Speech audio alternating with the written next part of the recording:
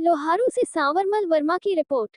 अखिल भारतीय किसान सभा व संयुक्त किसान मोर्चे के आह्वान पर किसानों के मुख्य मुद्दों को लोहारू अनाज मंडी में प्रातः 10 बजे किसान महापंचायत होगी, जिसमें किसान समस्याओं को लेकर हल नहीं होने पर आर पार की लड़ाई के लिए निर्णय किया जाएगा। प्रस्तावित महापंचायत में किसान नेता व भादरा के पूर्व विधायक बलवान पुनिया व किसान सभा के राज्य प्रधान मास्टर बलबीर सिंह मुख्य वक्ता होंगे। महापंचायत के एजेंडे को लेकर लोहारू के शहीद महावीर भवन में किसान सभा ने एक प्रेस सम्मेलन का आयोजन किया गया, जिसमें किसान सभा के राज्य महासचिव सुमित दलाल, भिवानी जिला प्रधान रामफल देशवाल, उप प्रधान कॉमरेड ओम प्रकाश, जिला सचिव मास्टर जगरोशन व जिला सहसचिव कविता आर्य ने कहा कि खरीफ फसल का बीमा क्लेम का फ्रॉड किया है, जिसमें 200 करोड़ भिवानी व 150 करोड़ रुपए दादरी जिले के हैं। भिवानी जिले के 200 करोड़ के फ्रॉड में 190 करोड़ रुपए लोहारू ब्लॉक के हैं। दूसरा मुद्दा मुआवजे का है।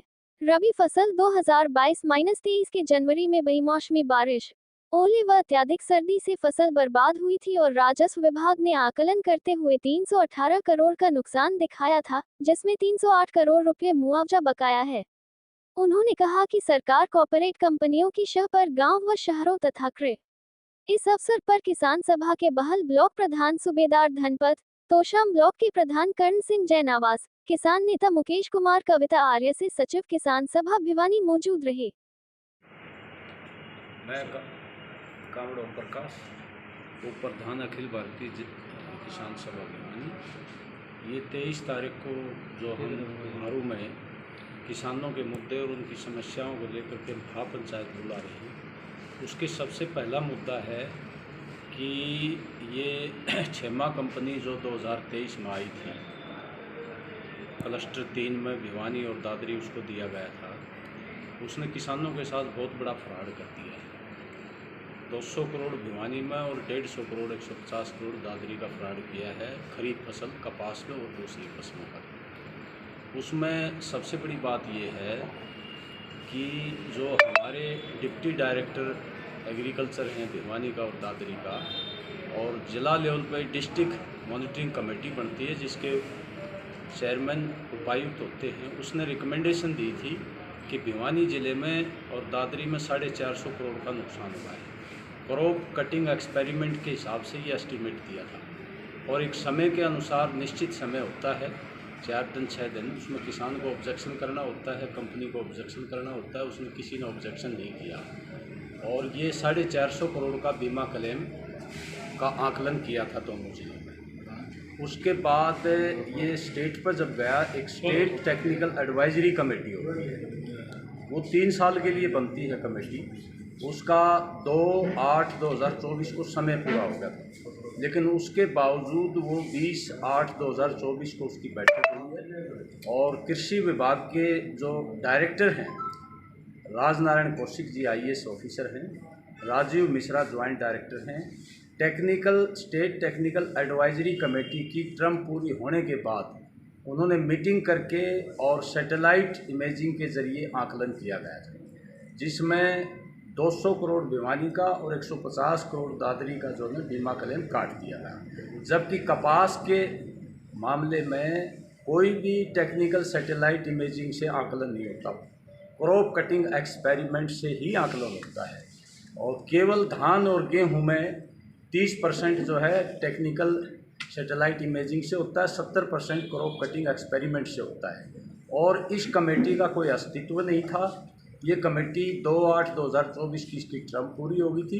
एक्सपायर होने के बाद उन्होंने मीटिंग करके ऐसा मनमाने तरीके से किया है और 16/8/2024 को जो है ना चुनाव आचार संहिता लगी।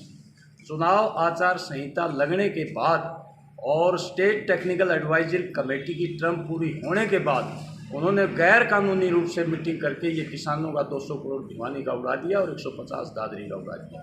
हमारे यहाँ लोहारू से MLA, भूतपूर्व कृषि मंत्री और वित्त मंत्री, जब किसान सभा ने इस मुद्दे को उठाया तो उन्होंने भी ये माना कि छेमा कंपनी ने किसानों के साथ बहुत बड़ा फ्रॉड किया है। उन्होंने मुख्यमंत्री को भी अवगत कराया कि भिवानी जिले में ये कंपनी ने दादरी में फ्रॉड किया है। उसके बावजूद भी हरियाणा की सरकार कोई नोटिस नहीं ले रही थी, कोई इसकी उच्च स्तरीय जांच नहीं बिठाई। हमारी मांग है कि इसकी उच्च स्तरीय जांच बिठाई जाए दोषियों को सज़ा दी जाए और किसानों का ब्याज समेत ये पैसा उनके खाते में डाला जाए। एक तो ये हमारी मांग है। दूसरी हमारी मांग है कि 2022-23 रबी फसल में जो जनवरी के महीने में बेमौसमी बारिश हुई थी, ओले पड़े थे और ठंड पड़ी थी, उससे भिवानी जिले का 318 करोड़ रुपए का नुकसान हुआ। ये राजस्व विभाग ने ये आकलन किया है और सिर्फ किसानों को 10 करोड़ मिला है। 308 करोड़ आज तक वो किसानों को जो है मुआवजा नहीं दिया गया और भिवानी डिस्ट्रिक्ट ने वो कमिश्नर फाइनेंस है उसके पास भेज रखा है, लेकिन अभी तक किसानों को कोई राहत नहीं दी। इन दोनों मुद्दों को लेकर के ये बड़ी महापंचायत बुलाई जा रही है। इसके अलावा और भी हमारे इशूज़ हैं। बकाया ट्यूबवेल का कनेक्शन नहीं दिया जा रहा और गांव में नहरी पानी नहीं आता, पीने का पानी नहीं है और बिजली का बड़ा भारी संकट है और खाद नहीं मिल रही, डीएपी और दूसरी खादें। और जो है ये जो व्हीकल हैं ये एनसीआर में आने के लिए ये 10 साल का कर दिया डीजल का, 15 साल का कर दिया पेट्रोल का। अब किसानों का ट्रैक्टर है 10 साल में, तो किसान दोबारा दूसरा ट्रैक्टर तो नहीं उपलब्ध करा सकता। तो ये एक तरह से आर्थिक बोझ और डाल दिया। इसके अलावा जो एमएसपी का सवाल है डॉक्टर स्वामीनाथन के अनुसार, और बिजली का निजीकरण है उनको, और कर्जा मुक्ति का सवाल है, ये मुद्दे भी हम साथ में देश की महापंचायत में उठाएंगे। कंपनी को लाया गया है, उस समय कृषि मंत्री थे हमारे जो पूर्व विधायक हैं यहाँ के, और हम ये कह नहीं सकते कि उनको मालूम ना हो, मालूम भी होगा उनको, लेकिन बगैर जांच के हम ये नहीं कह सकते कि भी उनकी मिली भगत है। लेकिन उसके बाद जब ये किसान सभा के नोटिस में आया मुद्दा, हमने उठाया है, उसके बाद उन्होंने भी इसका नोटिस लिया है और मुख्यमंत्री से बात भी की है और वो खुद मानते हैं कि छेमा कंपनी ने किसानों के साथ बहुत बड़ा फ्रॉड कर दिया। तो हमारी अपील उनसे भी है कि भी उनकी सरकार है और इसमें उस सत्रीय जांच बैठा करके दोषियों को कड़ी से कड़ी सजा दिलवाई जाए और किसानों का पैसा वापस करवाया जाए। जिला सचिव अखिल भारतीय किसान सभा। मैं इस बीमा क्लेम के बारे में पहले आपको बताना चाहता हूँ कि 2023 में जब छेमा कंपनी आई, ये पहली बात तो बीमा क्लेम नहीं है, ये बड़ा धोखा है, ये बड़ा किसान के साथ धोखा है, चीटिंग है, ये बड़ी चीटिंग है। जिस समय छेमा कंपनी आई उस समय हमारे यहाँ प्रीमियम टोटल जो किसान देता था 1900 रुपये, सरकार, हरियाणा सरकार, भारत सरकार देती थी। लेकिन जो ही कृषि मंत्री दलाल जी, जेपी दलाल जी बने, इसे 1900 रुपये को बढ़ा करके ये 19,000 रुपये किया गया। और ये जो छेमा कंपनी लाई गई, इसके खिलाफ रिलायंस, बजाज व अन्य कंपनियां हाई कोर्ट की, तब ये 12,000 रुपये हुआ था। तो इसका मतलब ये सीधा सीधा कि किसान को तो 500, 700, 1,000 रुपये तक दिया जाता है या नहीं मिलता, और कंपनियां 12,000 रुपये प्रति एकड़ के हिसाब से प्रीमियम इकट्ठा करती है। तो जब से ये प्रधानमंत्री फसल बीमा योजना देश में 2017 से आई है, उसके बाद कंपनी ने 80,000 रुपये विभिन्न कंपनियों ने इस बीमा में मुनाफा कमाया है। किसान को इसमें कुछ नहीं मिलता, किसान के साथ बड़ी एक धोखा है ये।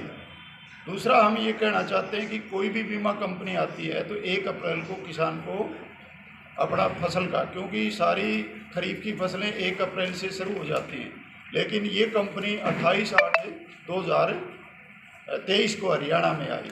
दूसरा, इसके साथ मैं एक और बताना चाहता हूँ, बड़ा जो धोखा किसान के साथ हुआ, 47 ग्रामीण बैंक की ब्रांचें, किसान का प्रीमियम भी कट गया लेकिन किसान की पॉलिसी जारी नहीं हुई, तो उन किसानों को ना तो प्रीमियम वापस मिला और ना ही बीमा मिला। तो ये उसके साथ एक बड़ा धोखा है किसान के साथ। जहाँ तक बात है कृषि मंत्री की है, पहले ये कह रहे थे कि हम आपको 450 करोड़ दिलाएंगे, फिर शिवाणी और कालोदगुडा में वो बोले कि आपको 150 करोड़ दिलाएंगे, लेकिन जिस दिन 150 करोड़ कहा 14 अगस्त को उसी दिन हमें शंका हो गई थी कि किसान के ऊपर एक बड़ा कट लगने वाला है। और ये जो कंपनी गई स्टैक में, स्टैक का अस्तित्व भी नहीं था।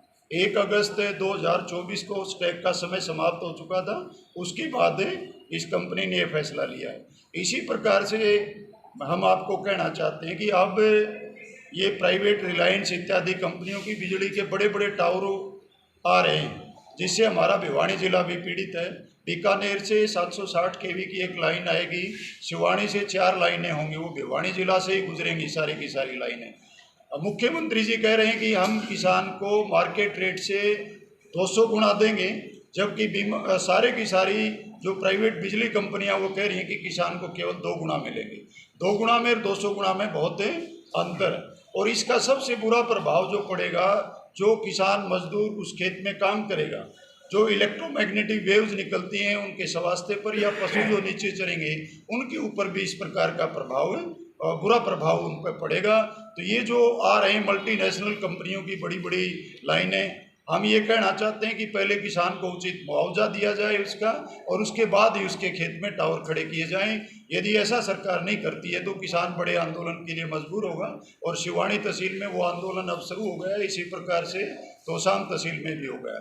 जहाँ तक बीमा की और 318 करोड़ रुपये 2022-23 की सरसों की फसल का मुआवजा है जो रेवेन्यू डिपार्टमेंट ने तैयार किया था, पाले की वजह से सरसों की फसल को नुकसान हुआ था, वो सरकार अब तक दबाए बैठी है, और दबाया भी बड़ा टेक्निकल रूप से। किसान को इन पोर्टल इत्यादि का पता नहीं है। जब सरसों की फसल मार्च अप्रैल 2023 में निकल रही थी, बेमौसमी बारिश हुई, ओलावृष्टि हुई, पोर्टल क्षतिपूर्ति पोर्टल शुरू किया गया, लेकिन जनवरी 2023 में कोई भी क्षतिपूर्ति पोर्टल नहीं था। तो हम सरकार से कहना चाहते हैं कि किसान का 318 करोड़ रुपए वो मुआवजा भी दिया जाए।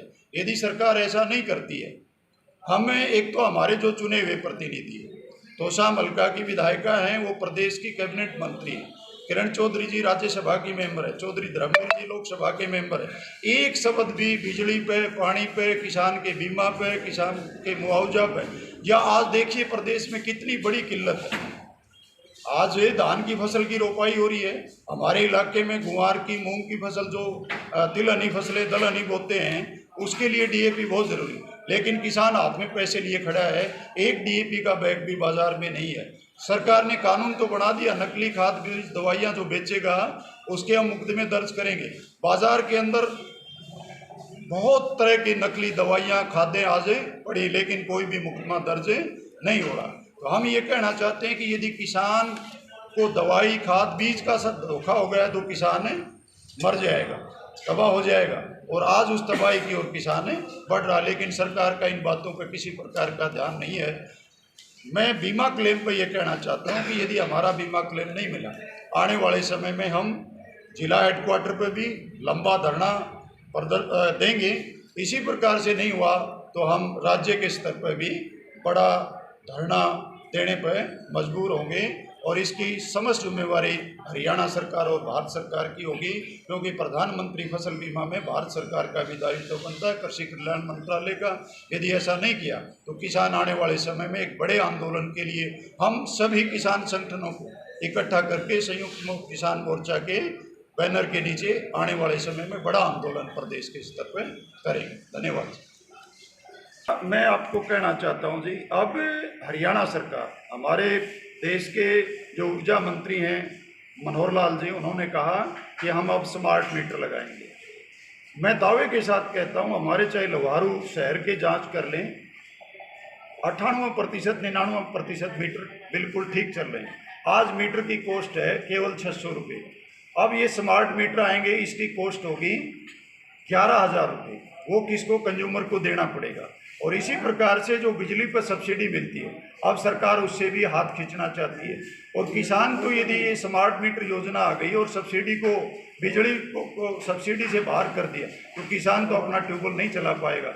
यदि वो 7.5 हॉर्स पावर की मोटर रोजाना चलाता है, 8 घंटे चलती है, महीने का 15,000 रुपये बिल आएगा, तो किसानी तो लगभग इससे चौपट हो जाएगी। हम सरकार से निवेदन करते हैं, आज तक 78 साल देश को आज़ाद होगी, किसी भी फसल की एमएसपी आज तक जारी नहीं की है। हम कहते हैं कि C2 + 50% के अनुसार किसान को एमएसपी दी जाए, और उसकी साथ साथ संवैधानिक गारंटी भी हो। पिछले वर्ष आपने देखा होगा, मूंग की अच्छी फसल थी हमारे इलाके में, कोई मूंग की मंडी नहीं चली। मूंग का भाव था 8689 रुपये और बाजार में बिक रहा था 6,6100 रुपये। तो किसान के साथ 2800-2900 रुपये का घाटा हो रहा था किसान को।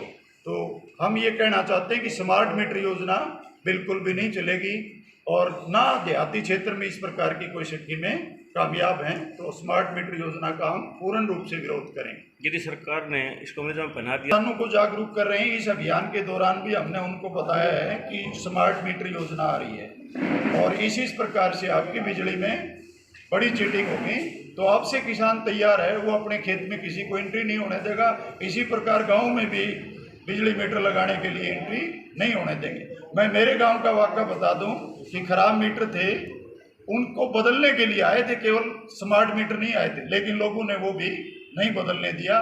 तो किसान